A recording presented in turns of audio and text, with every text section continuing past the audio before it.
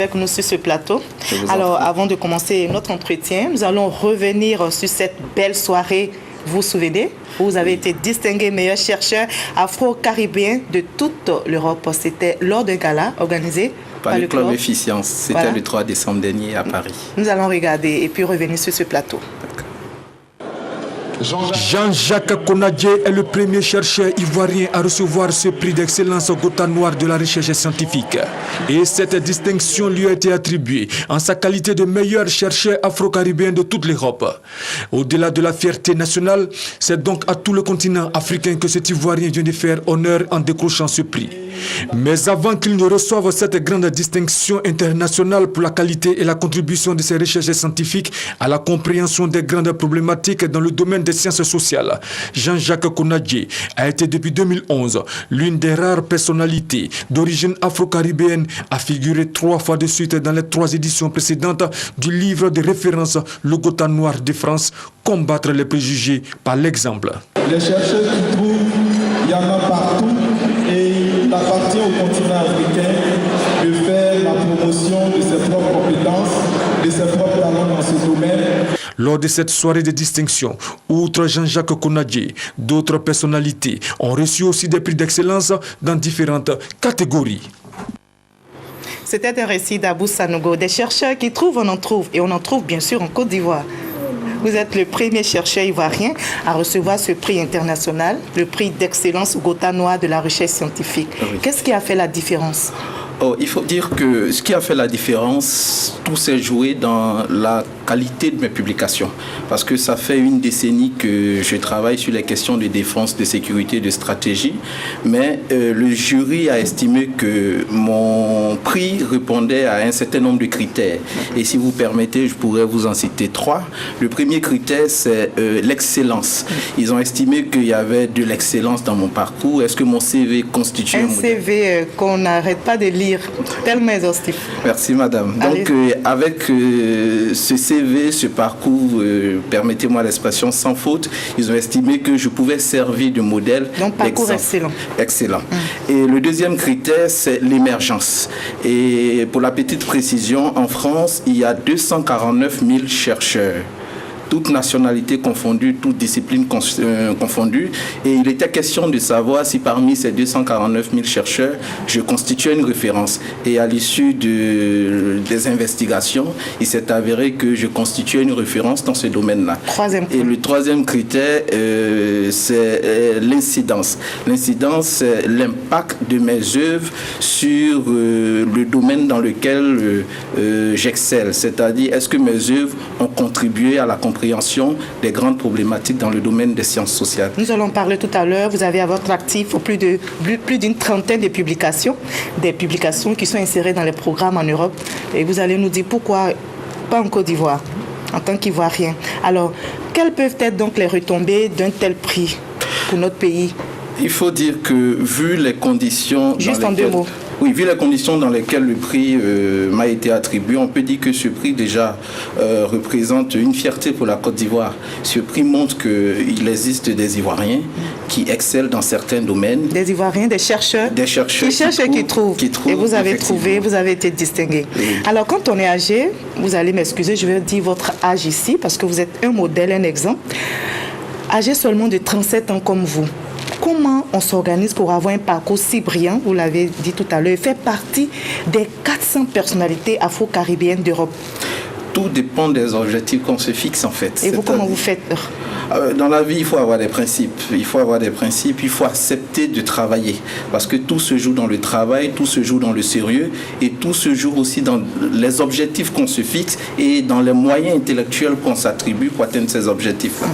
Et ne figure pas qui veut dans le livre de référence, le Gotha qui est là, oui. Gotha Noir de France. Oui. Mais vous l'avez été 3 fois de suite. Ça m'a marqué. Oui. C'est une chance? Je ne dirais pas que c'est une chance parce que le club Efficience ne fait pas de complaisance.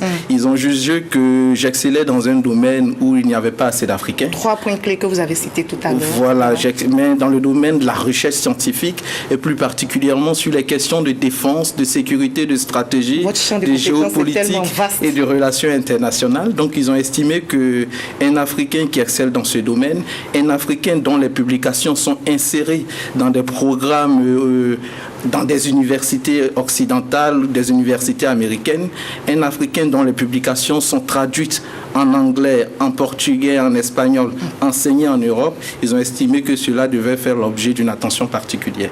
Alors donc, je rappelle, vous avez publié plus d'une trentaine d'articles scientifiques, comme vous l'avez dit, qui sont intégrés dans les programmes d'enseignement de certaines universités européennes. Oui. Mais qu'en est-il de votre pays ? Pas de publication, pas d'article inséré ici. Non, il faut dire que j'ai pratiquement fait une partie de mes études, pour ne pas dire toutes mes études, et après en Europe. Mais vous êtes ivoirien après tout. Oui, mais j'écris beaucoup sur la Côte d'Ivoire et par moments je suis sollicité pour des questions de consultance. Je pense que c'est une façon à moi de servir mon pays. D'accord. Vous êtes un adepte de la pluridisciplinarité, vous vous intéressez aux questions de défense, de sécurité, de stratégie. Vous allez terminer la liste après. Alors finalement, on se demande qui est Dr Konagé ? Faites de la communication, de la défense, de la sécurité. Oui, je suis quelqu'un qui pense que pour comprendre le monde, il faut l'aborder sous plusieurs aspects.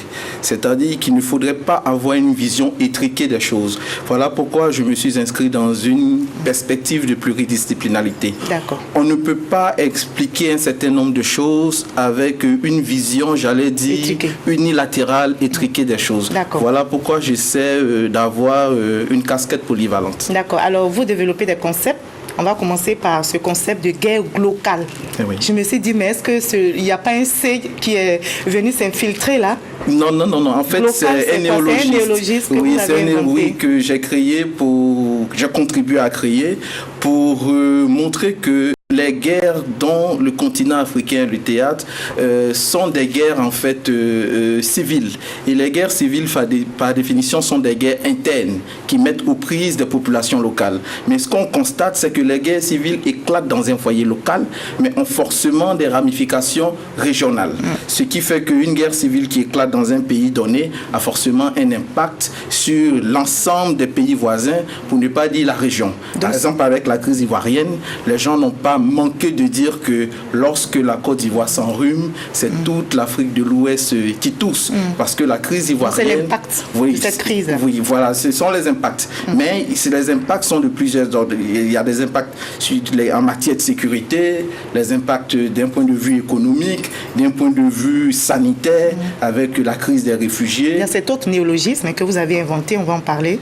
Oui. Si vous voulez bien. C'est le djihadisme 4G. J'ai dit, mais finalement... Oui, le djihadisme 4G, je suis parti d'un concept simple. C'est-à-dire que nous vivons la mutation du terrorisme, on dit djihadisme. Aujourd'hui, on parle du djihadisme du troisième âge. Cela veut dire que le djihad, aujourd'hui, utilise les nouvelles technologies de l'information et de la communication. Donc, en parlant de djihadisme de 4G, c'est une façon de montrer comment les nouvelles technologies de l'information et de la communication contribuent au développement du djihadisme. Alors, expert donc de ces questions, le 13 mars, c'est une date très sombre pour notre pays. On ne veut pas revivre cette situation. Vous, en tant qu'expert, que préconisez, par exemple, pour éviter qu'on puisse sombrer à nouveau, ce qu'on ne souhaite pas du tout en tout cas. D'abord, en 2 mots pour terminer. Oui, pour terminer, je voudrais rapidement rendre hommage à tous les acteurs qui sont impliqués dans la lutte contre le terrorisme. Mais de mon point de vue, ce qu'il faudrait, c'est de repenser autrement le terrorisme. Parce que le terrorisme, il est mutant. Le terrorisme, il est défini comme un ennemi invisible qui a la particularité d'être à la fois partout et nulle part. Donc aujourd'hui, il faut envisager la lutte contre le terrorisme par le bas. Donc il échappe.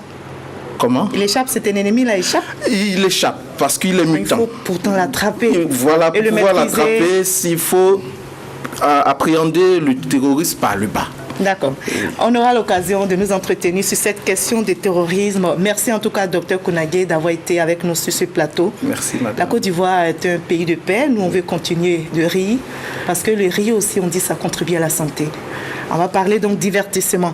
Alors, l'émission Bonjour 2017, vous regardez? Oui. Quel est votre acteur préféré parmi les comédiens? C'est en cas de cas. En cas de cas. Oui. Justement, nous allons voir Bonjour 2017 qui vient de déposer ses valises à Boaké. L'émission Bonjour.